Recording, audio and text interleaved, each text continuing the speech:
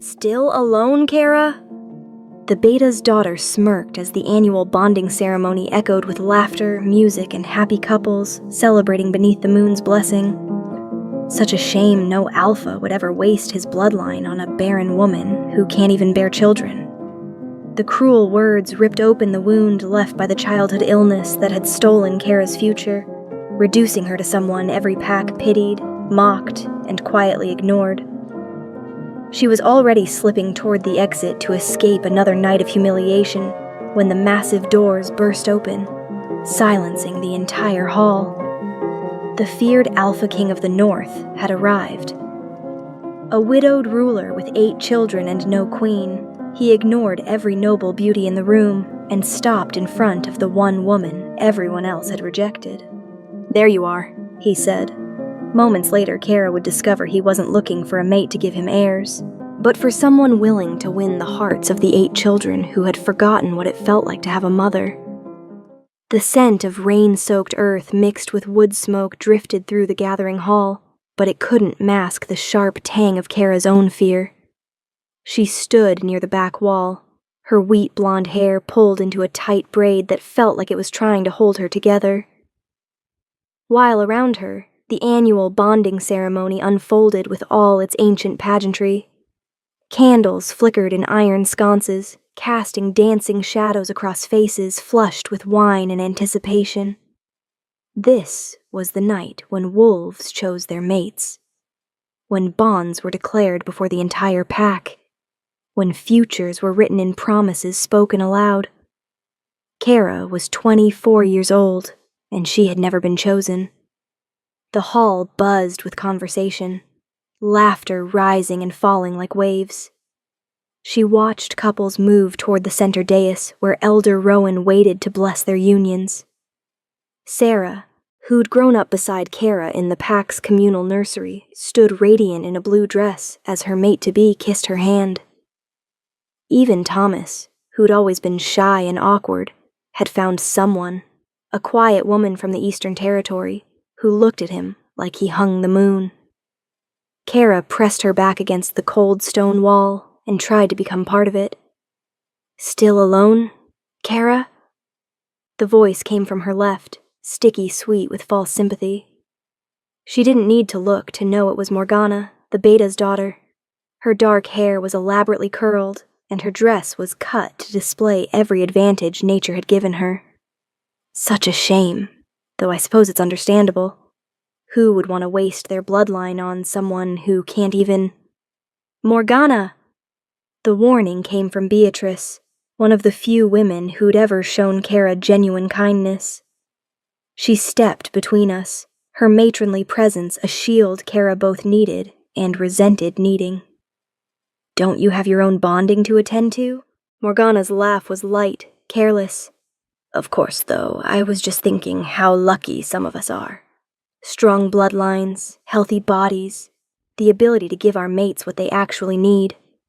She swept away in a rustle of silk, leaving her words hanging in the air like poison. The diagnosis had come when Kara was 19, scarring from a childhood illness that had nearly killed her. That's what the pack healer had said, her voice gentle but final. Barren. Such an old-fashioned word, but it was the one that stuck. In a society built on family lines, on the continuation of wolf blood through generations, Kara had become something pitiful, something incomplete. She'd learned to wear it like armor, this knowledge of her inadequacy. Better to expect nothing than to watch hope die in someone's eyes when they learned the truth. The ceremony continued. Elder Rowan's voice rose and fell, speaking of moon blessings and ancient bonds. Kara thought she should leave. No one would notice her absence. They never did. She was already planning her escape route when the massive oak doors at the hall's entrance crashed open. The sound cut through the celebration like a blade. Cold wind rushed in, extinguishing half the candles. The crowd fell silent, conversations dying mid-word. Even the musicians stopped playing, their instruments hanging forgotten in their hands. Kara felt the shift in the air, the way every wolf in the room suddenly went still, instincts awakening. 3 figures entered, and the temperature in the room seemed to drop 10 degrees. The man in the center moved like violence contained in human form. Tall, broad-shouldered, with dark hair that fell past his collar and eyes that caught the remaining candlelight like chips of amber ice. He wore black, simple, but unmistakably expensive, and carried himself with the kind of authority that didn't need to be announced. It simply was. But it was the 2 flanking him that made Kara's breath catch. A woman with silver-streaked hair and a scar running down her left cheek, her hand resting casually on a blade at her hip, and a younger man, perhaps early 20s, whose pretty features were offset by the cold calculation in his gaze. Kara didn't need to be told who they were. Every wolf in the territory knew of the Northern King. Ezra Thorne, they called him, though he'd also been known by darker names. The Alpha who'd unified the fractured Northern territories through a combination of strategic brilliance and, when necessary, brutal force. The ruler whose pack was the largest and most powerful in living memory. The man who had 8 children and no mate. Elder Rowan recovered first, stepping forward with a bow that somehow managed to be respectful without being subservient. King Ezra, we weren't expecting, that is, we're honored by your presence. But the ceremony tonight is just a small pack tradition. Nothing that would require... I'm not here for the ceremony. Ezra's voice was deep, textured like smoke and stone. It carried across the silent hall without him raising it. I'm here because I received a report 3 weeks ago. An inventory of bloodlines in the Southern Territories. His eyes swept across the crowd, and Kara felt people shrinking back, trying to become invisible. It seems your pack has been hoarding something valuable. The silence stretched tighter. Beside Kara, Beatrice's hand found hers, and squeezed once in warning or comfort. She couldn't tell which. I assure you, Your Majesty, we have nothing that... Elder Rowan began, but Ezra cut him off with a slight gesture. Not something, someone. His gaze moved through the crowd systematically, and Kara's heart began to hammer. A woman, mid-20s, blonde hair, unmated. He paused, and his next words made Kara's blood run cold. Baron. The crowd shifted. Dozens of eyes turned toward Kara, finding her against the wall like hounds scenting prey. She felt Beatrice's hand tighten on hers, felt her own lungs constricting. This couldn't be happening. Why would the Northern King care about someone like her? What possible value could she have to him? Ezra's eyes found hers across the distance, locked and held. There you are, he said softly, but somehow everyone heard it. He began walking toward her, the crowd parting like water before him. Each step echoed in the sudden quiet. The woman with the scar and the young man followed, flanking him like shadows. Kara couldn't move, couldn't breathe. Every instinct screamed at her to run, but her body had turned to stone. He stopped 3 feet away. This close, she could see the fine lines around his eyes, the silver threading through his dark hair at the temples.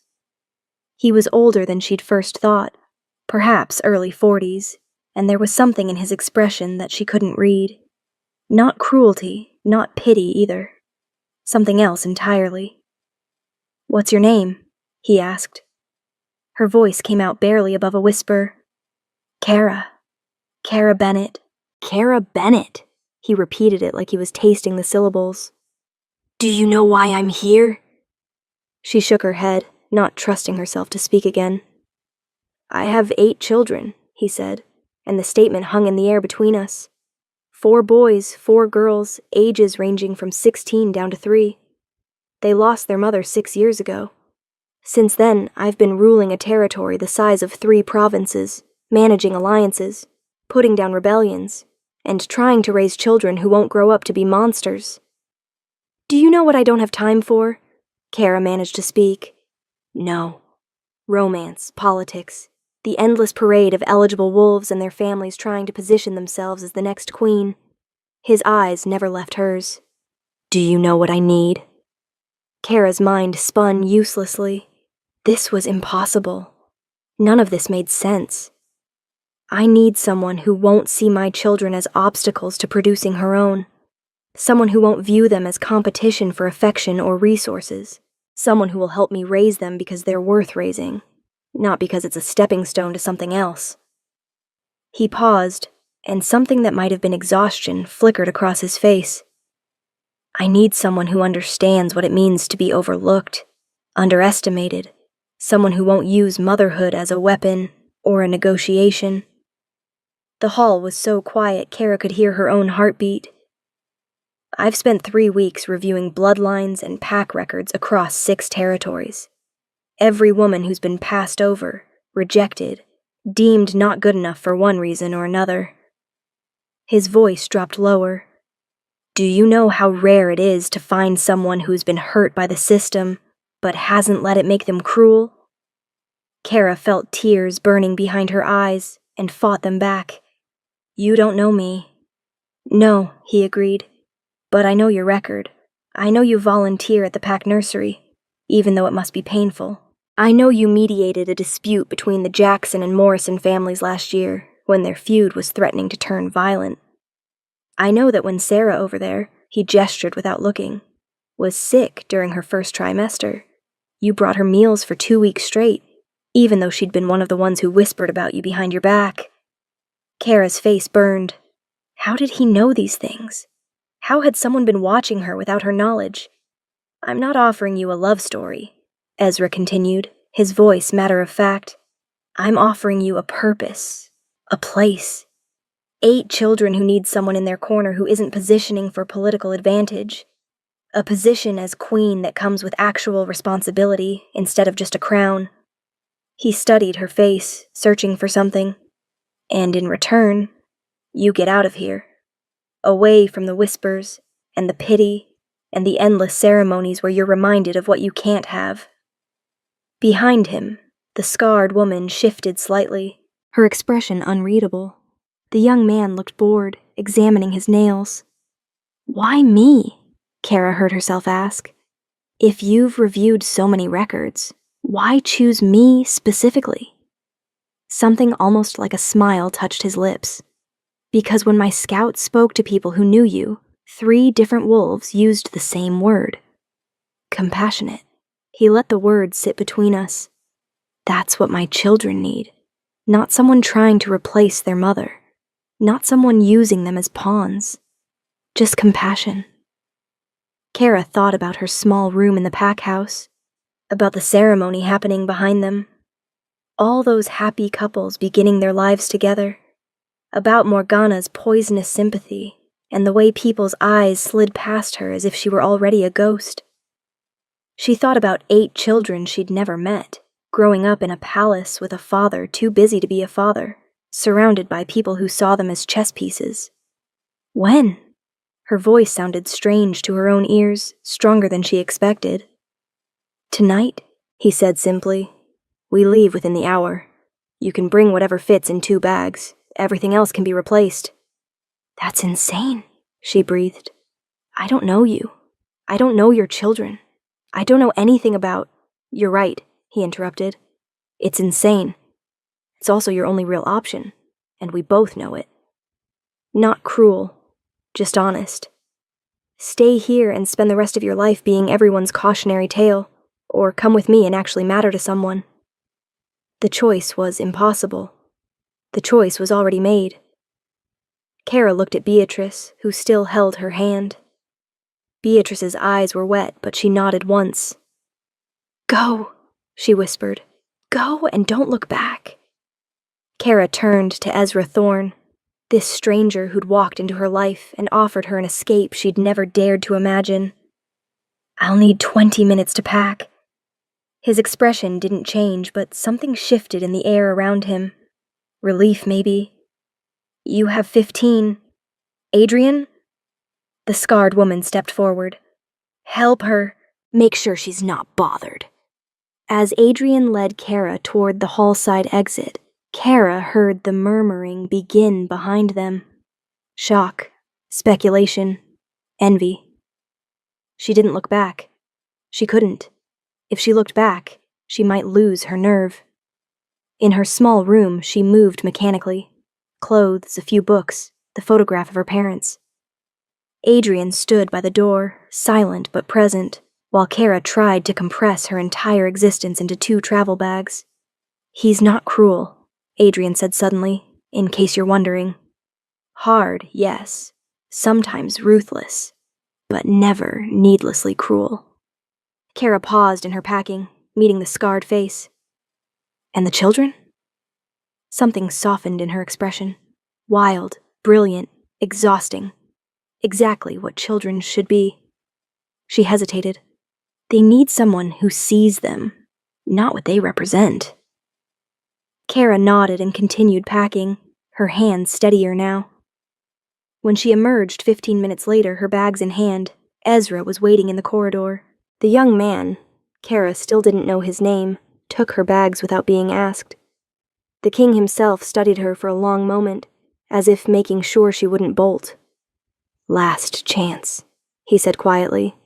"Once we leave, there's no coming back. Not to this life." Kara thought about that. Really thought about it. About the ceremonies she wouldn't attend. The sympathetic looks she wouldn't endure. The slow fade into irrelevance she'd been facing. And she thought about 8 children who needed someone who understood what it felt like to be on the outside. "I'm ready," she said. They walked through the hall, and this time she did look at the faces watching them, at the ceremony that would continue without her, at the life she was leaving behind. Elder Rowan looked stunned. Morgana looked furious. Sarah looked confused.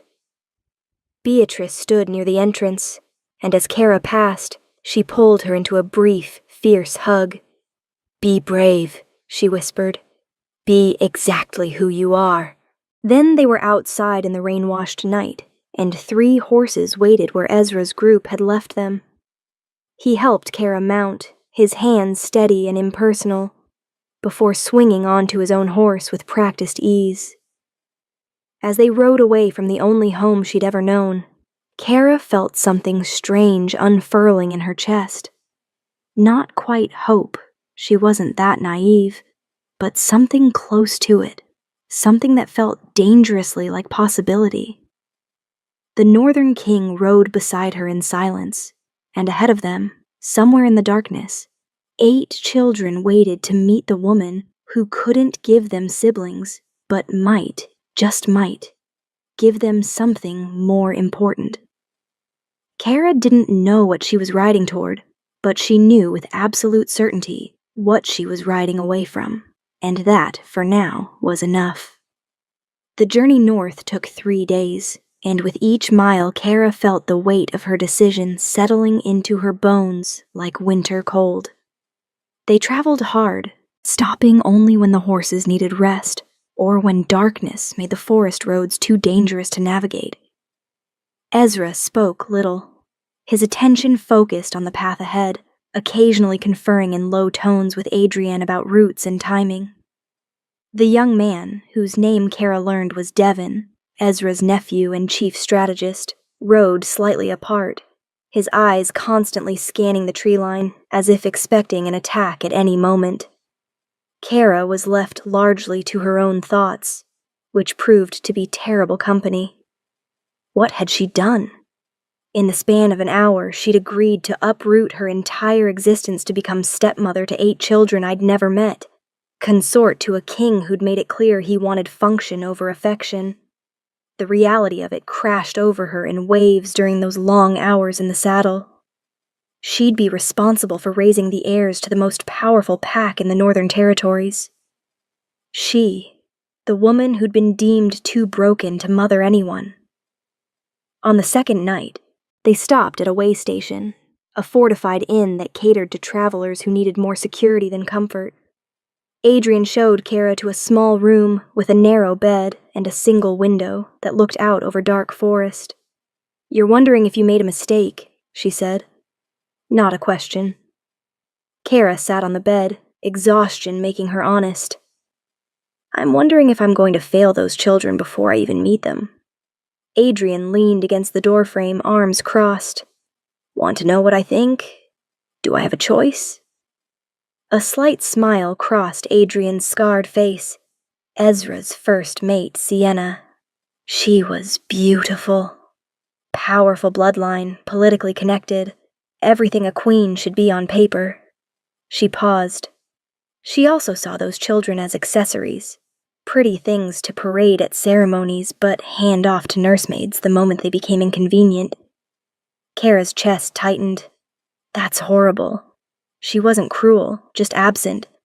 And when she died, the children grieved more for the idea of a mother than for who she actually was. Adrian's eyes met hers. You won't be that. Whatever else you might be, you won't be absent. After Adrian left, Kara lay in the dark and tried to imagine 8 faces she'd never seen. What did they like? What frightened them? Did they resent her already? This stranger their father was bringing home? The questions spiraled until sleep finally claimed her. They arrived at Thornhaven Palace on the afternoon of the 4th day, and Kara's first glimpse of it stole her breath. The structure rose from the mountainside like it had grown there, all dark stone and soaring towers, with forests spreading green and endless below. Walls that had weathered centuries enclosed courtyards and gardens, and everywhere she looked, wolves moved with purpose. Guards patrolling battlements, servants hurrying between buildings, nobles in fine clothes gathered in clusters. This was power made manifest. This was where she would live. Impressive, isn't it? Devon had ridden up beside her, his earlier boredom replaced by something more proprietary. 12 generations of Thorns have ruled from here. Try not to embarrass us too badly. Devon, Ezra's voice carried a warning. Enough. They rode through gates that closed behind them with a finality that made Kara's pulse spike. In the main courtyard, a small crowd had gathered. Kara spotted household staff, several official-looking men in formal dress, and off to one side, a cluster of young people who could only be the children. Kara's heart hammered as Ezra dismounted and came to help her down. His hands on her waist were steady, impersonal, but when she stumbled slightly on legs cramped from riding, he held her upright until she found her balance. Steady, he murmured. They're more nervous than you are. Kara doubted that, but before she could respond, he was leading her forward toward the waiting group. The crowd parted, and suddenly she was facing 8 pairs of eyes, all watching her with expressions ranging from curiosity to suspicion to something that might have been hope. Ezra's voice carried across the courtyard. Children, this is Kara Bennett. She's agreed to join our household and help care for all of you. I expect you to treat her with respect and give her a chance to know you. He paused. Kara, these are my children. He introduced them left to right. Damien, 16, tall and already showing his father's build, his dark eyes assessing her with uncomfortable intensity. Celeste, 14, beautiful in that unsettling way teenagers could be, her blonde hair lighter than Kara's falling in waves past her shoulders, her expression carefully neutral. The twins came next. Finn and Freya, both 12, identical in their auburn coloring and the mischievous glint in their green eyes. Then Rowan, 10, small for his age with serious gray eyes that seemed too old for his face. Ivy, 8, with wild dark curls and dirt under her fingernails, who looked like she'd rather be anywhere else. The youngest were Mira, 5, who half hid behind Celeste's skirts, and little Asher, 3, who stared at her with enormous brown eyes while clutching a stuffed wolf that had seen better days. 8 children. 8 distinct personalities, already evident in how they stood, how they looked at Kara, how they held themselves. Kara felt she was going to fail them all. Hello, she managed, her voice steadier than she felt. "I know this is strange for all of you. It's strange for me, too.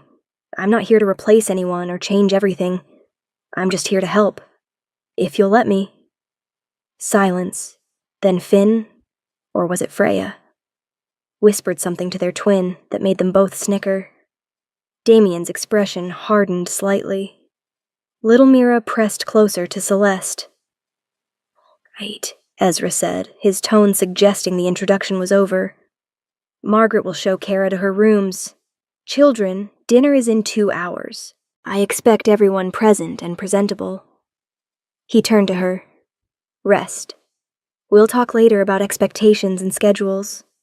Then he was striding away, Devon and Adrian following, and Kara was left with a stern-looking woman in her 60s, who introduced herself as Margaret, head of household staff, and informed Kara that she'd been serving the Thorne family for 40 years, and had very particular ideas about how things should be run. Kara's rooms were in the family wing, 3 doors down from Ezra's own chambers. They were beautiful. A bedroom with an enormous canopied bed, a sitting room with a fireplace and walls lined with books, and a private bathroom with a tub large enough to swim in. Windows looked out over the western forest, and late afternoon sun painted everything gold. "Your things have been unpacked," Margaret said crisply. "Dinner is served in the family dining hall at 6. Don't be late. His Majesty values punctuality." She paused at the door. "And Miss Bennet, the children have been through a great deal. Whatever the king's reasons for bringing you here, I suggest you move carefully with them." Then Kara was alone. She stood in the center of that beautiful room and felt more out of place than she ever had, standing against the wall at pack ceremonies. At least there she'd known the rules. Here, she was playing a game she didn't understand with stakes she couldn't comprehend. The door burst open without warning. Celeste stood in the doorway, no longer carefully neutral. Her blue eyes blazed with something that looked like fury, and when she spoke, her voice shook with restrained emotion. "Let me make something very clear," she said. "I don't know what you said to my father or what game you're playing, but we don't need you.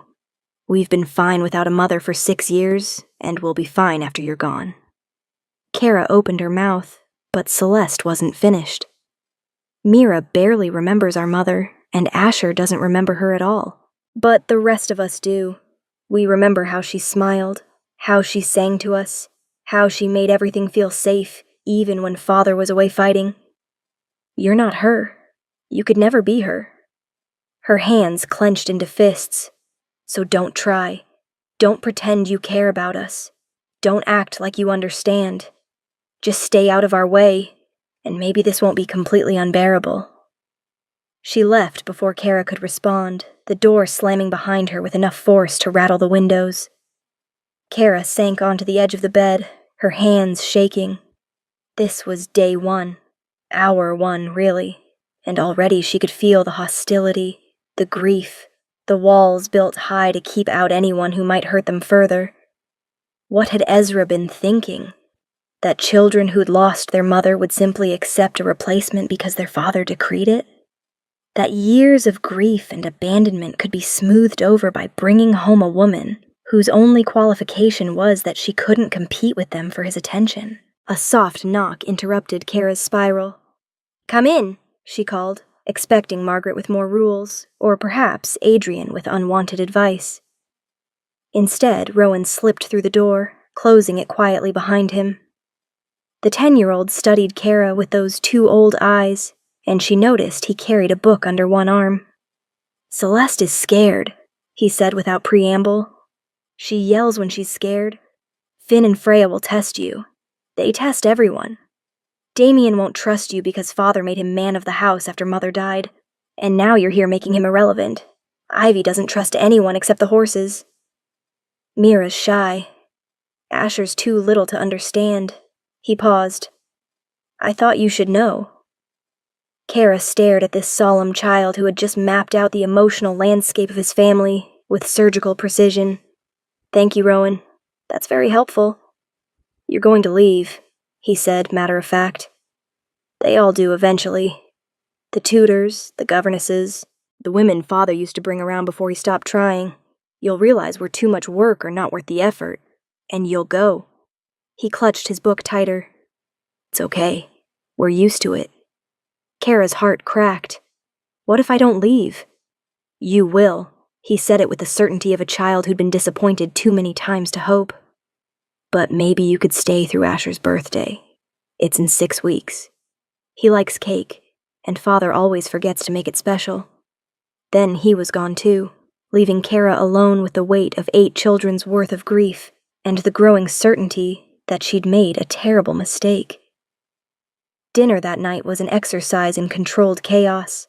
The family dining hall was smaller than Kara had expected, designed for intimacy rather than state occasions.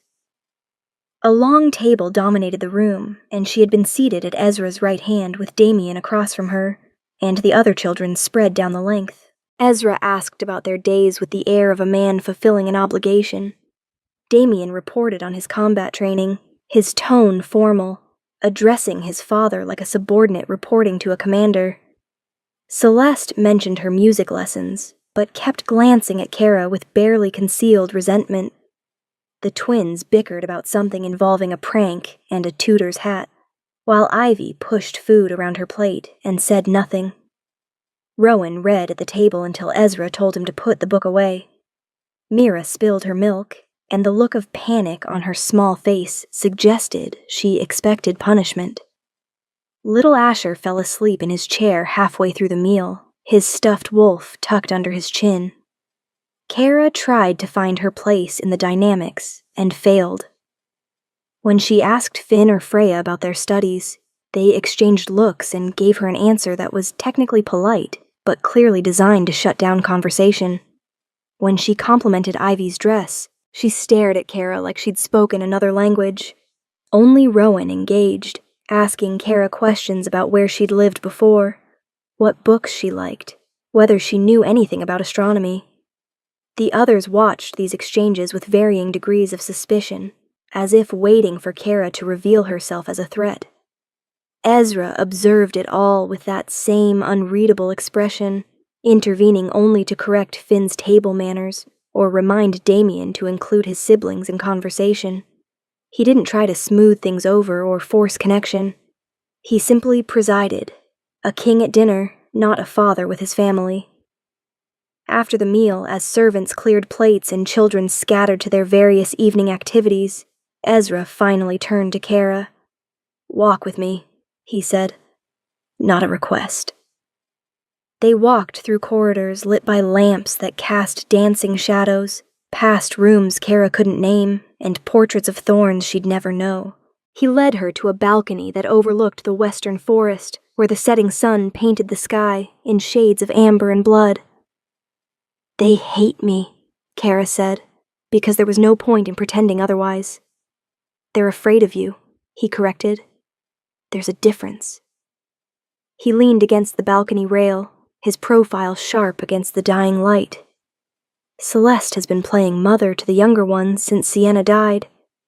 Your presence threatens her purpose. Damien thinks I'm replacing him as protector. The twins don't trust anyone new because they've learned adults leave. Ivy," he paused. "Ivy hasn't spoken more than a dozen words to anyone outside the family in 2 years. Rowan's too smart for his own good, and has decided it's safer not to hope, and the little ones are just trying to understand why their world keeps changing." "You could have warned me," Kara said quietly. "Would it have changed your answer?" Kara thought about that, about the choice between being pitied in her old pack and being resented in a palace. No, probably not. "They need time," Ezra said, "and they need someone who won't break when they push, because they will push. Kara, they'll test every boundary, question every motive, wait for you to prove you're like all the others who've left." He turned to look at her directly. "The question is whether you have the spine to stay when it gets hard. Is that why you chose me?" The words came out sharper than she intended. "Because you thought I'd be too desperate to leave?" Something flickered in his expression. Surprise, maybe, that she'd challenged him. "I chose you because desperation can be a kind of strength. because someone who has nothing to lose sometimes has everything to give. He straightened, but I could be wrong. Time will tell. He left Kara there on the balcony, watching the sun sink below the trees, and she wondered if he was right, if her brokenness could somehow become the foundation for building something whole. In the distance, Kara heard children's laughter, Finn and Freya probably getting into trouble. Closer, the sound of Celeste's piano drifted from an open window, a melody so achingly beautiful it made Kara's throat tight. Somewhere in this vast palace, 8 children were going to bed thinking she was temporary. Another in a long line of people who'd tried and failed to fill the mother-shaped hole in their lives. Kara had 6 weeks until Asher's birthday. 6 weeks to prove Rowan wrong. 6 weeks to show them that sometimes the broken pieces fit together better than the ones that were never cracked. As darkness fell and stars began to appear, Kara made herself a promise. She wouldn't try to be their mother. She couldn't replace what they'd lost. But she could be present. She could stay. And maybe in a house full of people who'd learned not to hope, that would be enough to start building something real. The first 2 weeks at Thornhaven Palace taught Kara that good intentions meant nothing against the fortress walls of hurt children. Celeste perfected the art of polite disdain. She never openly defied Kara, never raised her voice. That would have been unseemly for a princess. Instead, she wielded courtesy like a blade, answering Kara's questions with perfect politeness that somehow made Kara feel smaller each time. When Kara suggested they might have tea together, she smiled and said her schedule was terribly full. When Kara complimented her piano playing, she thanked her with the same warmth she'd show a stranger. Damien was worse because he simply pretended Kara didn't exist. At meals, his eyes slid past her as if she were furniture. In the corridors, he stepped around her without acknowledgement. The one time Kara tried to ask about his training, he looked at his father and said, "Sir, do I need to be somewhere else?" As if her presence was an inconvenience to be tolerated. The twins made a game of it. They'd switch names on her, answer questions meant for each other, and watch with barely concealed amusement as Kara struggled to tell them apart. "That's Freya," Finn would say helpfully when she got it wrong, in a tone that suggested she was failing a very simple test. They weren't cruel exactly, just relentless in their determination to keep her at a distance. Ivy Kara rarely saw. She spent her days in the stables, and her evenings in her room. Margaret mentioned that the girl had always been difficult, more comfortable with animals than people. "Don't take it personally, Miss Bennet. She's been that way since she was small." But Kara did take it personally. How could she not? Only Rowan and the little ones offered any respite. Rowan continued his careful observations, occasionally sharing insights that were simultaneously helpful and heartbreaking. "Celeste cried last night," he mentioned one morning at breakfast, as casually as commenting on the weather. "She does that sometimes. She thinks no one hears, but I do." Mira had begun watching Kara with cautious curiosity, though she still hid if Kara approached too quickly. And Asher, sweet, oblivious Asher, had started bringing Kara his stuffed wolf to hold during meals, which felt like more trust than all his siblings combined had offered. Ezra remained largely absent. His days were consumed with governing, councils, disputes, correspondence with other territories. When he was present at meals, he observed the dynamics without interfering, his expression unreadable.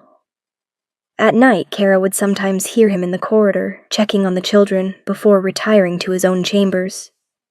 But they rarely spoke beyond necessary coordination about schedules and household matters. Kara was lonely in a house full of people. Some nights, lying in that enormous bed, she wondered if the twins were right to test her, if Celeste was right to keep her at arm's length, if Damien's instinct to ignore her was actually wisdom. Maybe she was just another in a long line of temporary people passing through their lives. The shift began on a Tuesday afternoon, 3 weeks after her arrival. Kara had spent the morning trying to organize the chaos that passed for the younger children's study schedule. Their tutors came and went, but no one seemed to coordinate lessons or ensure the children actually retained anything. Asher was supposed to be learning letters, but spent most of his time drawing wolves. Mira had a clear talent for mathematics, but became anxious whenever anyone watched her work. Kara was in the library, surrounded by curriculum books and schedules, when Ivy appeared in the doorway. She didn't speak, just stood there in riding clothes that smelled of horse and hay, her dark curls escaping their braid. They stared at each other for a long moment. Then, without a word, she crossed to where Kara sat and dropped something on the table. A bird. Small, delicate, with a broken wing. "Can you fix it?" Her voice was rusty, like she didn't use it often. Kara's heart hammered. This was a test, she realized. Maybe the most important one yet. She carefully examined the bird, a young sparrow, stunned but alive, its wing bent at an unnatural angle. "I don't know," Kara said honestly, "but I can try." "Do you have somewhere we could keep it safe while it heals?" Something shifted in Ivy's expression. Not quite trust, but not hostility either. The stables. "There's a room." They worked in silence, Ivy showing Kara to a small tack room that she'd apparently converted into a refuge for injured animals. There was a rabbit with a scarred leg, a fox kit that watched them with amber eyes, even a young owl that clicked its beak irritably from a high perch. "I find them," Ivy explained, her words coming slowly, in the forest. "After hunts or storms. Things that are hurt." Kara fashioned a splint from thin sticks and strips of cloth, her hands steadier than she expected. The sparrow fought at first, then seemed to understand they were trying to help. Ivy watched intently, occasionally handing Kara what she needed before she could ask. "My mother used to do this," Ivy said suddenly. "Fix hurt things. She said it was important to be gentle with broken creatures." Kara's throat tightened. She sounds like she was very wise. She was. Ivy settled the bird into a small box padded with hay. "Everyone says I'm too wild, that I should act more like Celeste, be proper, and learn to run a household. But Mother always said being wild was another word for being free." "Your mother was right," Kara said quietly. "The world needs wild things, free things." Ivy looked at her then, really looked at her, and Kara saw Ivy's mother's grief reflected in her 8-year-old eyes. "You're not like the others he brought home." What were they like? Afraid of dirt, afraid of animals, afraid of anything that wasn't perfect and polite. She stroked the sparrow's head with one gentle finger. "Are you afraid?" "Terrified," Kara admitted. "Every single day. But not of you. Not of anything that's real and wild and free." Ivy nodded slowly, as if Kara had passed some invisible test. "You can come back tomorrow to check on the bird." It wasn't much. It wasn't acceptance or love or even friendship yet, but it was a beginning. And Kara held it carefully as she walked back to the palace, afraid to examine it too closely in case it disappeared. That night, Mira appeared at Kara's door. She didn't speak, just stood there in her nightdress, clutching a doll with missing button eyes. Kara had seen her carrying it before, worn and loved, and clearly precious. "Can't sleep?" Kara asked gently. She shook her head, then held out the doll. "Her name is Luna." Her eyes fell. Kara examined the doll, understanding the request beneath the request. "I think I have some buttons that might work. Would you like to help me fix her?" They sat together in Kara's sitting room, stitching new button eyes, while Mira watched with intense concentration. Her presence was soft, tentative, like a wild creature that might bolt at any sudden movement. "Do you have nightmares?" she asked suddenly. "Sometimes. Do you?" She nodded. "About the day Mother got sick. Everyone was crying, but they told me to be quiet and stay in my room. I didn't get to say goodbye. Kara's hand stilled on the needle. That must have been very hard. Celeste says Mother is watching us from the stars. Rowan says that's scientifically unlikely. Finn and Freya say she's definitely a ghost haunting the West Tower. She looked up at Kara with enormous eyes. What do you think? Kara chose her words carefully. I think that people we love never really leave us. They live in our memories, in the things they taught us, in the way we carry them forward. Your mother is in Celeste's music and Ivy's gentleness with hurt creatures. She's in your kindness. Kara finished the last stitch and handed back the doll. That's not science or ghosts. That's just love. Mira studied Luna's new button eyes, then looked at Kara. Will you tell me a story about when you were little? So Kara did.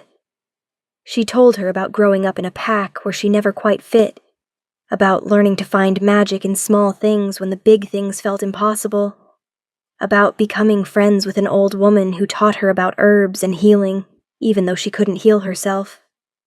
Mira fell asleep curled against Kara's side, Luna clutched tight. When Margaret came looking for her an hour later, she paused in the doorway, something that might have been approval in her stern face. She hasn't done that since she was 3, Margaret said quietly. Sleep anywhere but her own bed. Kara carefully lifted Mira, who murmured but didn't wake, and Margaret guided her to the child's room. As Kara tucked her in, she grabbed her hand sleepily. Stay, she whispered. So Kara did. She sat beside her bed until her breathing deepened into true sleep. And even then, she stayed a while longer, watching this small person who'd offered her the gift of her trust. When Kara finally returned to her rooms, she found Rowan in the corridor. He'd clearly been waiting. Ivy told Celeste that you fixed a bird, he said, and Mira fell asleep with you. That's progress, is it? Kara was exhausted, emotionally wrung out. They're the easiest ones, he said seriously. The little ones and Ivy.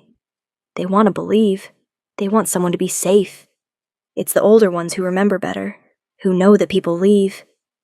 I'm not leaving, Rowan. He studied Kara with those 2 old eyes. Everyone says that. Then Father does something that reminds them he's not a regular person. He's a king. Or they realize we're not a regular family, we're a dynasty. Or they just get tired of trying. He paused. But I hope you're different. Asher's birthday is in 3 weeks, and I already told him you'd help make it special. The weight of that trust settled over Kara like a mantle. Then I guess I'd better figure out how to make a 3-year-old's birthday special. He likes wolves, Rowan offered, and cake and stories about brave things. He turned to go, then looked back. Also, Celeste practices piano between 10 and 11 every night. She thinks no one knows, but the music room door doesn't close all the way. If someone happened to be passing by and happened to listen, she might not mind as long as they didn't make a big thing of it.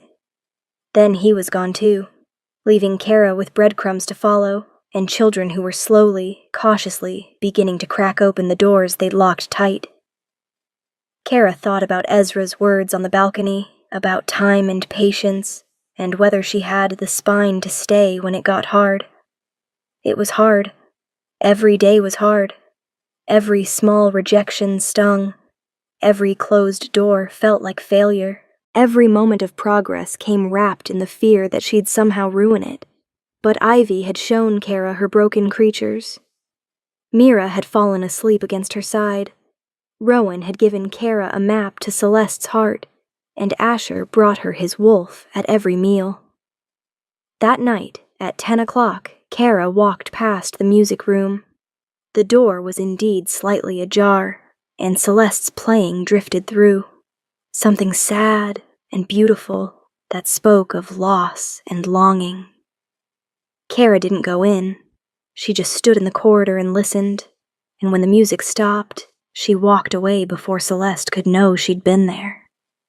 It wasn't much, but it was something. And in a palace full of people learning to hope again, sometimes something was everything. The breakthrough with Celeste came not through the music, but through blood. It was a month after Kara's arrival, 2 weeks before Asher's birthday, when the accident happened. Kara had been in the kitchens with Cook, planning the birthday celebration. Rowan had been right about Ezra forgetting to make such things special, and she was determined this year would be different. They were discussing cake flavors when a servant burst in, face pale. "Miss Bennett, it's Princess Celeste. There's been an incident in the practice yard." Kara's heart stopped. She ran, not caring about decorum or the fact that she had no official authority here. The practice yard was chaos when she arrived. Guards clustered around something on the ground, Damien shouting orders. And through the crowd, she caught a glimpse of blonde hair matted with red. Celeste sat on the ground, one hand pressed to her temple, blood seeping between her fingers. Her face was white with shock. Beside her, a training sword lay in the dirt, and a young guard looked like he wanted to disappear into the earth itself. "It was an accident," Damien was saying, his voice tight with barely controlled panic. Garrett was demonstrating defensive techniques. The sword slipped. Kara pushed through the crowd and dropped to her knees beside Celeste. Her eyes met Kara's, dazed and afraid. And in that moment, she wasn't a 14-year-old princess trying to be strong. She was just a child who was hurt and scared. "Let me see," Kara said softly, gently moving her hand away from the wound. The cut ran along her hairline, bleeding freely the way head wounds did, but it didn't look deep. Still, Kara had seen enough injuries in her old pack to know that even shallow cuts could be serious if they weren't cleaned properly. "We need to get her inside," she said firmly. "Damien, have someone fetch the healer, and someone bring clean water and bandages to her room." "I can walk," Celeste protested, trying to stand. Her legs buckled. Without thinking, Kara caught her, one arm supporting her weight. "I know you can, but you don't have to." Kara looked at Damien, who stood frozen with fear for his sister written across his face. "Help me get her inside." For the first time since Kara had arrived, Damien looked at her, really looked at her, and nodded. Together they guided Celeste into the palace and up to her rooms, where Kara immediately set about cleaning the wound while they waited for the healer. "It stings," Celeste said, her voice small. "I know. I'm sorry." Kara worked as gently as she could, relieved to see the bleeding was already slowing. "You're being very brave. I'm not brave. I'm stupid. I shouldn't have been in the practice yard at all. Father says it's not appropriate for—" She winced as Kara applied pressure with a clean cloth. "Your father is overprotective," Kara said without thinking. Then, realizing she'd just criticized the king to his daughter, she added, "Which makes sense. He's already lost too much. He doesn't want to risk losing any of you." Celeste was quiet for a moment. "Mother used to say that too, that he wrapped us up too tight because he was afraid." Her eyes filled with tears that had nothing to do with physical pain. "I miss her. I miss her every single day. And it never gets better. And everyone says it will, but they're lying." Kara's own eyes burned. "They're not lying. It does get better. But better doesn't mean it stops hurting. It just means you learn to carry the hurt differently." "How would you know?" The question wasn't hostile, just desperate. "You still have parents. You haven't lost anyone." Kara finished bandaging the wound before answering. "My parents died when I was 12. Hunting accident. And I lost the future I thought I'd have when I found out I couldn't have children." She met Celeste's eyes. "Loss isn't a competition, Celeste. Your pain isn't less real because mine exists, and mine isn't less real because yours is different. We're all just doing our best with hearts that have holes in them." Celeste stared at Kara, and something cracked in her carefully constructed armor. "I've been horrible to you. You've been protecting yourself. That's different." "No, I have. I've been cold and rude, and I told the others not to trust you because you'd leave anyway. The tears spilled over, and you still ran to help me. You didn't have to. No one would have blamed you if you'd let the healer handle it. Kara brushed a strand of bloodied hair from her face. Celeste, I'm not here because I have to be. I'm here because I want to be. And that includes the hard parts and the scary parts, and the parts where I get covered in blood. She let out a sound that was half laugh, half sob. Your dress is ruined. Dresses can be cleaned. You're okay. That's what matters. The healer arrived then, an efficient woman named Helena, who examined Celeste, pronounced Kara's field treatment adequate, and applied a proper dressing. Ezra appeared shortly after, his usual composure shattered by fear. He pulled Celeste into a hug that made her wince, his hand shaking slightly as he touched her face. I'm fine, Father, Celeste said, but she clung to him anyway. You're not training in that yard again, Ezra said, his voice rough. It's too dangerous. You could have been... It was an accident, Celeste interrupted. And Kara took care of me. She knew exactly what to do. Ezra's eyes found Kara's over Celeste's head. Something passed between them. Acknowledgement, maybe, gratitude, or perhaps just the shared understanding of people who both cared about this girl and her bleeding head. Thank you, he said simply. After Helena left and Ezra returned to whatever crisis he'd been handling, Kara stayed with Celeste.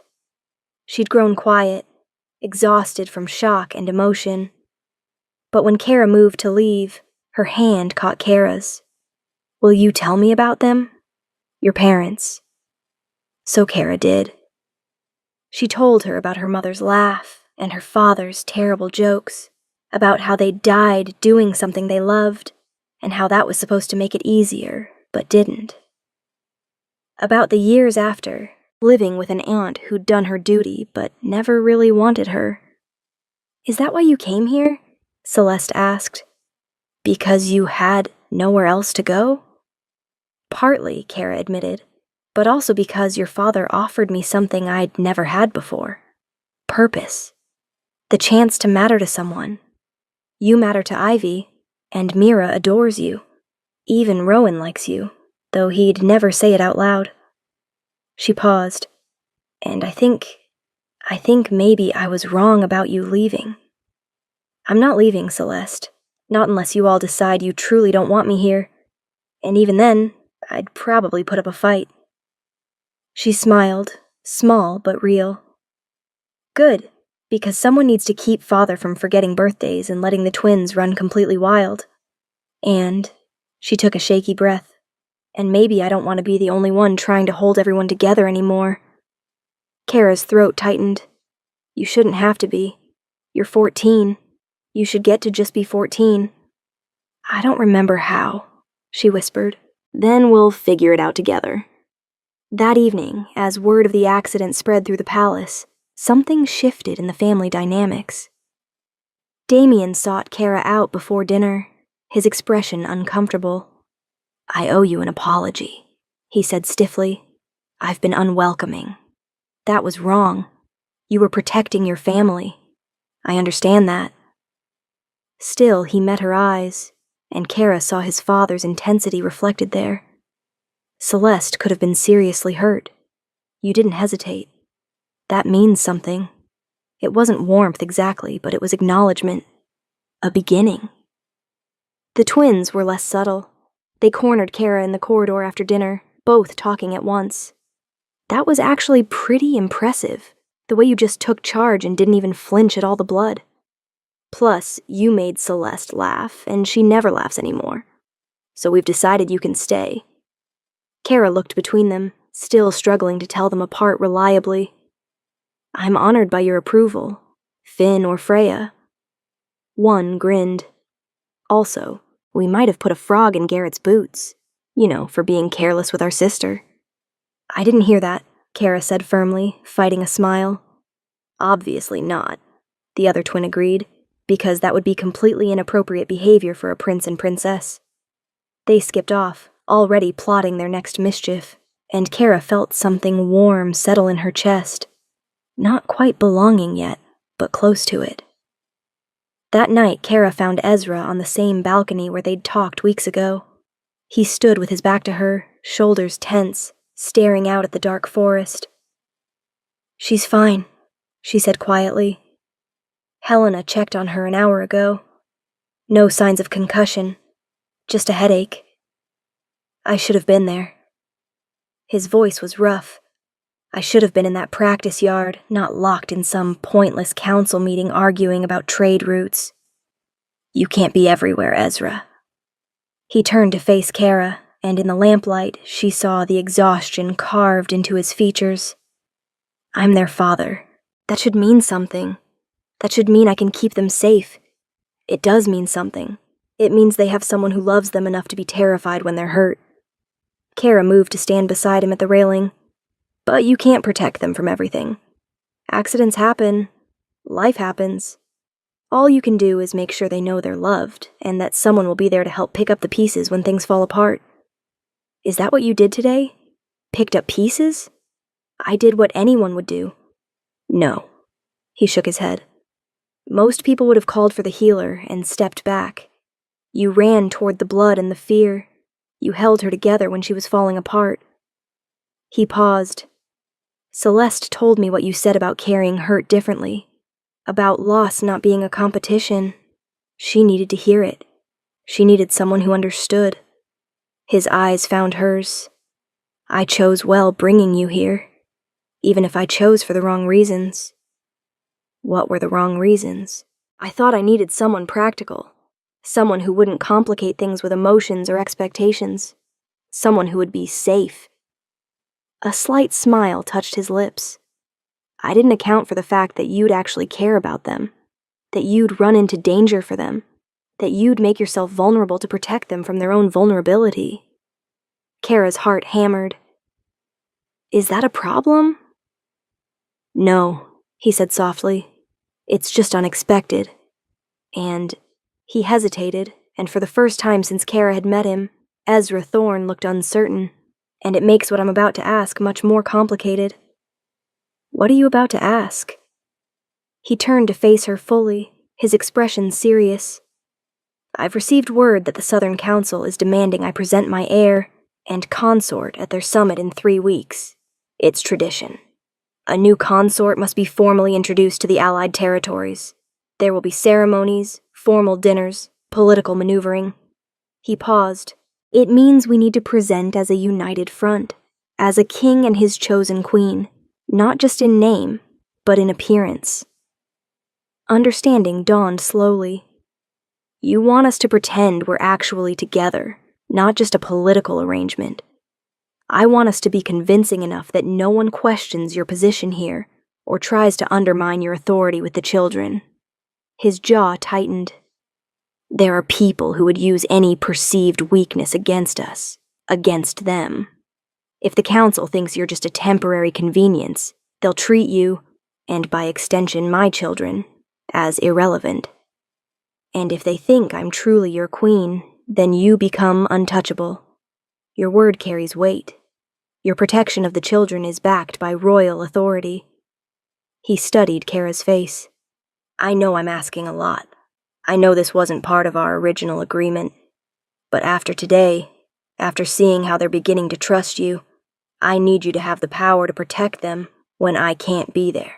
Kara thought about Celeste's blood on her hands, about Ivy's broken creatures and Mira's nightmares, and Rowan's careful observations, about 8 children who'd begun to crack open their doors just enough to let her glimpse the scared, hopeful people inside. What would this look like? This united front? "Nothing you'd be uncomfortable with," he said quickly. "But we'd need to appear close, affectionate even, enough to convince people that this is real." The irony wasn't lost on her. She'd come here expecting nothing, promised nothing, and now he was asking her to pretend to have everything while still having nothing. But it wasn't really about them, was it? It was about giving those children the stability they needed, the protection they deserved. "All right," Kara said. "I'll do it for them." Something flickered in his expression. Relief, certainly. But something else, too. Something she couldn't quite name. "Thank you, Kara." He said her name like it meant something, and she felt the ground shift beneath her feet in ways she didn't want to examine. 3 weeks until Asher's birthday. 3 weeks until the Southern Council Summit. 3 weeks to convince the world that a broken woman and a widowed king had somehow built something real. It should have felt impossible. Instead, standing on that balcony with Ezra Thorne beside her and 8 children sleeping safely inside, it felt almost like hope. Asher's birthday arrived with early morning sunshine and the kind of chaos that only small children could create. Kara had spent weeks planning with secret help from Rowan and increasingly enthusiastic input from the others. The great hall had been transformed. Banners painted with wolves hung from the rafters. Tables groaned under the weight of food, and in the center of it all sat a cake shaped like a wolf's head that had taken Cook and Kara 3 attempts to get right. Asher's eyes went wide when he saw it all. He clutched his stuffed wolf, now cleaned and mended, one ear carefully restitched, and looked up at her with such pure joy that Kara's heart arched. "For me?" he whispered, as if afraid speaking louder might make it disappear. "All for you," she confirmed, kneeling to his level. "Because you're 3 years old today, and that's very important." He launched himself at her, small arms wrapping around her neck, with the unself-conscious affection only toddlers possessed. Over his shoulder, she saw Ezra watching from the doorway, something soft in his expression that she'd never seen before. The party was beautiful chaos. The twins organized games that somehow always ended in laughter and mild destruction. Ivy brought Asher to the stables to meet a new foal, and his delighted squeals echoed across the courtyard. Mira helped him open presents, her shyness forgotten in the excitement. Even Damien unbent enough to let his baby brother climb on his back for a ride around the hall. But it was Celeste who surprised Kara most. She'd spent the morning playing piano, not the sad, lonely pieces she practiced at night, but bright, happy melodies that made Asher dance. And when it came time to cut the cake, she pulled Kara aside. "Thank you," she said quietly, "for remembering. For making today special when everyone else would have let it pass, with just a regular dinner and maybe a new toy." "He deserves special," Kara said simply. "So do we." She squeezed Kara's hand. "And you're giving that to us. All of us. Even when we don't make it easy." That evening, after Asher had been put to bed clutching a new stuffed wolf to go with his old one, and the other children had scattered to their rooms, exhausted and happy, Ezra found Kara in the great hall. She was helping servants clear the last of the decorations, unable to let go of the day quite yet. "Leave it," he said. "They can finish tomorrow." "I don't mind, Kara." He stepped closer and she noticed he'd shed his usual formal attire for something simpler. He looked younger somehow, less like a king and more like just a man. "Walk with me, please." They walked through the palace gardens as dusk fell, the air sweet with night-blooming flowers. For a while, neither of us spoke. They'd grown comfortable with silence over the past weeks, an unexpected development given how our arrangement had started. "I watched you today," Ezra said finally, "with Asher, with all of them. The way Ivy actually laughed, the way Damien relaxed enough to play, the way Celeste looked at you like you were someone she could trust." He paused beside a fountain, its water catching the last light. "You've done what I couldn't. You've given them permission to be children again. They were always children. They just forgot for a while because I made them forget." His voice carried old pain. "After Sienna died, I buried myself in ruling. I told myself I was securing their futures, building them a stronger kingdom. But really, I was just running from the grief. And they paid the price." Kara had never heard him speak this openly before. "You did the best you could." "Did I?" He turned to face her fully. Or did I use duty as an excuse to avoid feeling anything? It was easier to be the king than to be their father. Easier to make strategic decisions than to sit with their pain and my own. And now I see what they need, what I've been denying them. He hesitated, and she saw the uncertainty again, that crack in his armor. The summit is tomorrow. We leave at dawn. Are you ready for this? The Southern Council Summit. 3 days of ceremonies and politics, and pretending to be something we weren't. As ready as I'll ever be. There's something you should know. He moved closer, close enough that she could see the amber flecks in his eyes, the silver threading through his hair. When we're there, we'll need to appear as though this is real, as though we chose each other out of love, not convenience. I know. You explained. Kara didn't finish. His hand came up, hovering near her face, but not quite touching. What I'm trying to say is that it won't be entirely acting. Not for me. Not anymore. The world seemed to stop. What are you saying, Ezra? I'm saying that somewhere between watching you fix a bird with Ivy and holding Celeste together after her accident, between listening to you tell Mira stories and seeing you make my youngest son feel like he mattered, I stopped seeing you as a solution to a problem. His voice dropped lower. I started seeing you as someone I wanted, someone I needed. Not for the children, though they need you too, but for myself. Kara's heart hammered against her ribs. You hired me to be practical, to not complicate things. I know what I hired you for. A slight smile touched his lips. Turns out I'm not as immune to complications as I thought. And you, Kara Bennett, are the most beautiful complication I've ever encountered. I can't give you children, she said, the old wound opening. I can't give you heirs or expand your bloodline or... I have 8 children, he interrupted gently. I don't need more. What I need, what I want, is someone who sees them as people, not pawns. Someone who understands that strength isn't just about power and control. Someone who runs toward blood and fear instead of away from it. He finally touched her, his fingers brushing her cheek with devastating gentleness. I want you. Not despite your scars, but including them, because they made you who you are, and who you are is extraordinary. Tears burned behind Kara's eyes. This is insane. 2 months ago, I was standing against a wall at a bonding ceremony, invisible and irrelevant. Now you're saying, I'm saying that I want this to be real, not just for the summit, not just for appearances. Real. His thumb traced her cheekbone. But only if you want it too. I won't force this. If you'd rather keep things as they are, I'll respect that. But I needed you to know that what I feel isn't pretend. Kara thought about the past 2 months. About how she'd arrived expecting nothing, and had somehow found everything.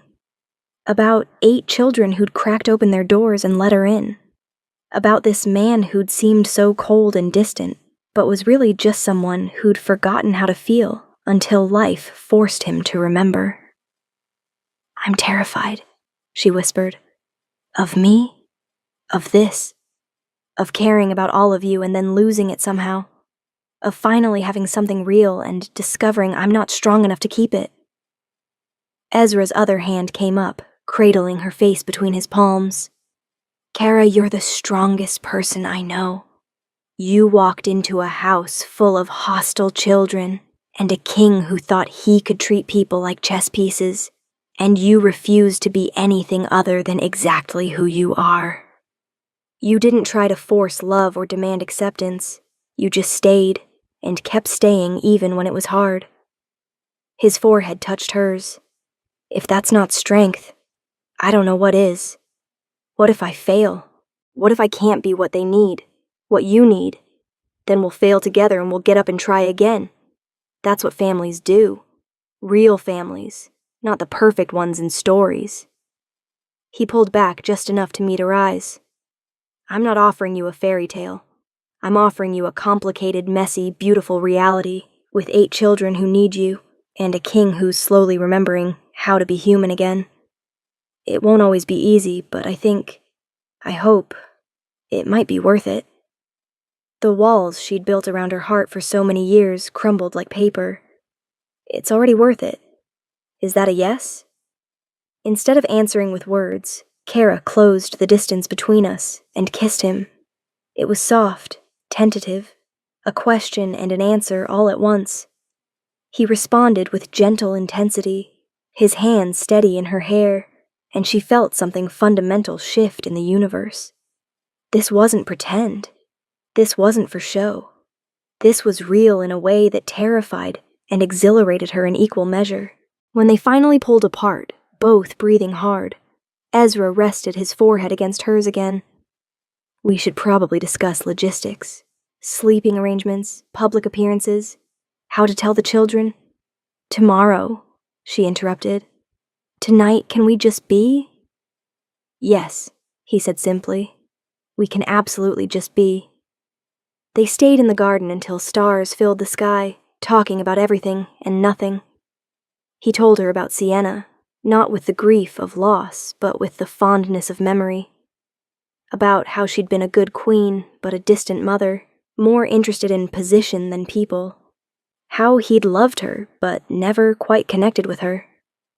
Kara told him about her years of invisibility, about learning to find value in being overlooked, about the aunt who'd housed her but never loved her, about arriving at Thornhaven expecting nothing, and finding a home she'd never knew she wanted. We're quite a pair, Ezra said eventually, a smile in his voice. The king who forgot how to feel, and the woman who learned to live without hope, and 8 children who needed us both to remember how to be human. When did you become so wise? Probably around the same time you became so honest. Kara leaned into him, letting herself take comfort in his solid presence. What happens at the summit? We show them that you're not just my consort. You're my queen, my partner. And anyone who tries to undermine that will discover exactly how protective I can be. His arm tightened around her, but mostly we'll just be ourselves together. And trust, that's enough. The next 3 days at the Southern Council Summit were a whirlwind of politics, ceremonies, and carefully orchestrated appearances. Kara wore dresses she'd never dreamed of owning and stood beside Ezra as he negotiated treaties and alliances. The other territorial leaders watched us with calculating eyes, looking for weaknesses to exploit. They didn't find any, because somewhere between the formal dinners and the political maneuvering, something remarkable happened. Ezra and she stopped acting, and simply were. His hand on her back felt natural, not staged. The way he looked at Kara when she spoke carried genuine interest, not performance. And when the Duchess of West March made a snide comment about her convenient infertility, Ezra's response was swift and devastating. My consort's worth isn't measured by her ability to produce heirs, he said, his voice carrying across the council chamber with quiet fury. It's measured by her compassion, her courage, and her capacity to see people, including my children, as individuals deserving of respect and love. If you find that threatening, perhaps you should examine your own values. The Duchess never spoke to Kara again. Others, however, began seeking Kara's counsel, asking about the children, treating her not as an ornament, but as someone with actual influence.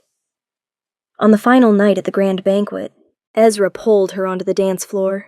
As they moved together, he leaned close and whispered, "Have I mentioned that you're magnificent?" Not in the last hour. Unforgivable oversight.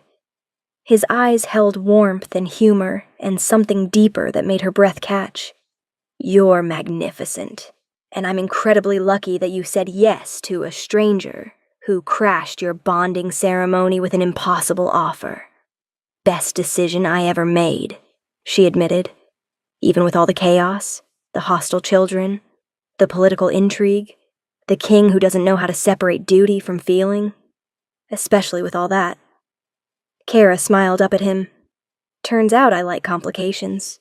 When they're the right kind. They returned to Thornhaven to find the children had thrown together a welcome home celebration that was more enthusiasm than execution. The banners were crooked, the cake was lopsided, and someone, definitely the twins, had put confetti in places confetti should never go. It was perfect. Asher ran to us immediately, demanding to be picked up and told everything about the summit. Mira showed Kara a drawing she'd made. Our family, she called it, with stick figures representing all of them, including Kara. Ivy reported that the sparrow's wing had healed, and she'd released it that morning. Rowan informed us that he'd kept detailed notes of everything that happened while they were gone, in case they needed a comprehensive report. Celeste hung back slightly, but when Kara caught her eye, she smiled, genuine and warm, and mouthed, "Thank you." Even Damien seemed different, less guarded. When he approached Ezra to report on the household status in our absence, he included Kara in the conversation without prompting, asking her opinion on a dispute between servants like her input mattered, because it did matter now. She wasn't just the woman their father had brought home. She was family. That night, after the children were finally in bed and the palace had settled into quiet, Ezra found Kara in her sitting room. She was curled up with a book, still wearing the simple dress she'd changed into, her hair loose around her shoulders. "May I?" he asked, gesturing to the seat beside him. "It's your palace. It's your room." He sat anyway, close enough that their shoulders touched. "I've been thinking. Dangerous activity for a king." He smiled. "I've been thinking that we should make this official. Not just for politics or appearances, but because I want to wake up every morning knowing you're not going anywhere. That you're here by choice, not obligation." Kara's heart stuttered. "Ezra, marry me," he said simply. "Not because it makes sense politically or because the children need a mother figure. Marry me because I love you. Because you've made this house a home again. Because I can't imagine facing tomorrow without knowing you'll be beside me." Kara set down her book with shaking hands. "You love me? Desperately, completely, and probably far sooner than I should have." He took her hands in his. "I love the way you see the world. The way you never gave up on my children, even when they gave you every reason to. The way you're brave enough to be vulnerable and strong enough to be gentle. I love you, Kara. All of you, including the parts you thought were broken." Tears spilled over, but for once, they were happy tears. "I love you too. I think I started loving you the moment you said, 'compassion,' like it was something valuable instead of a weakness. Is that a yes?" "That's absolutely a yes." He kissed Kara then, soft and deep, and full of promise. And when they finally pulled apart, both smiling like fools, he produced a ring. Simple silver with a small blue stone that caught the lamplight. "It was my grandmother's," he said, sliding it onto her finger. "She always said it should go to someone who knew how to love without conditions. I think she'd approve of you." The ring fit perfectly. 6 months later, they were married in the palace gardens with 8 children as our wedding party. Asher dropped the rings twice. The twins accidentally released doves at the wrong moment. Ivy's rescued fox escaped and caused brief chaos. Mira cried happy tears. Rowan gave a speech that was somehow both touching and slightly too analytical. Damien stood beside his father with pride in his eyes, and Celeste played the piano as Kara walked down the aisle, something joyful this time, full of hope and new beginnings. It wasn't perfect. It was better than perfect. It was real. As Ezra and Kara exchanged vows, promising to love and support each other through whatever came next, she thought about the woman she'd been just months ago, standing against a wall, invisible and irrelevant, convinced her broken pieces meant she had nothing to offer. Kara thought about how wrong she'd been, because those broken pieces, hers and Ezra's and the children's, had come together to create something whole, not despite the cracks, but because of them. The light got in through the broken places, and somehow, impossibly, we'd built something beautiful from the fragments. That night, as the celebration continued, and our family, our real, complicated, perfect family, danced and laughed and made new memories, Ezra pulled Kara close. "No regrets," he whispered against her hair. Kara looked around at 8 children who called her mother now, at a man who loved her completely, at a home she'd never expected to find. "Not a single one," she said. "Not one." And she meant it with every scarred, healed, whole piece of her heart.